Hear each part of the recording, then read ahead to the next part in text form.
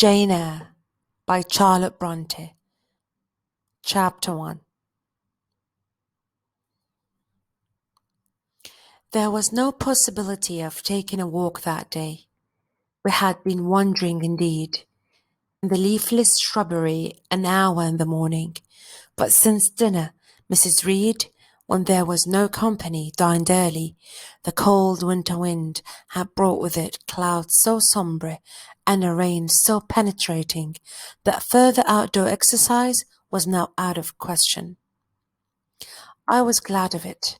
I never liked long walks, especially on chilly afternoons.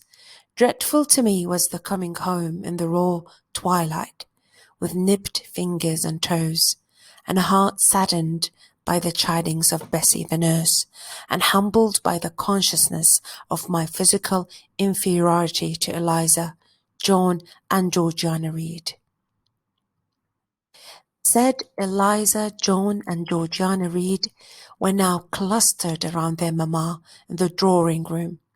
She lay reclined on a sofa by the fireside, and with her darlings about her, for the time neither quarrelling nor crying, looked perfectly happy.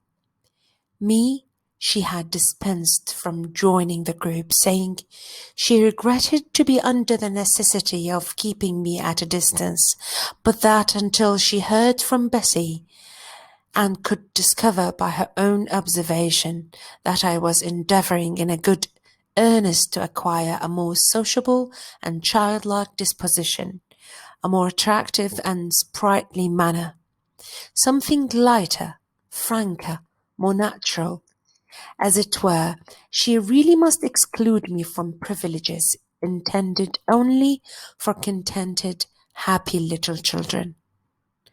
"What does Bessie say I have done?" I asked. "Jane, I don't like cavillers or questioners. Beside, there is something truly forbidding in a child taking up her elders in that manner. Be seated somewhere, and until you can speak pleasantly, remain silent." Breakfast room adjoined the drawing room. I slipped in there. It contained a bookcase. I soon possessed myself of a volume, taking care that it should be one stored with pictures. I mounted into the window seat, gathering up my feet. I sat cross-legged like a Turk, and having drawn the red moreen curtain nearly close, I was shrined in double retirement.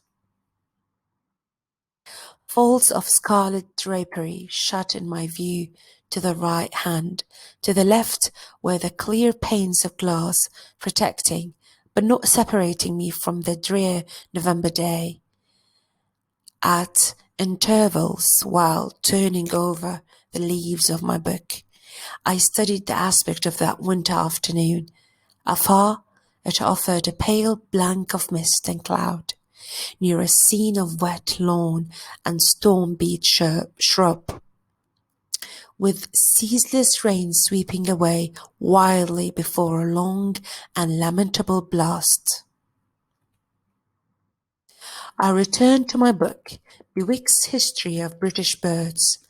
The latter press thereof I cared little for, generally speaking, and yet there were certain introductory pages that, child as I was, I could not pass quite as a blank.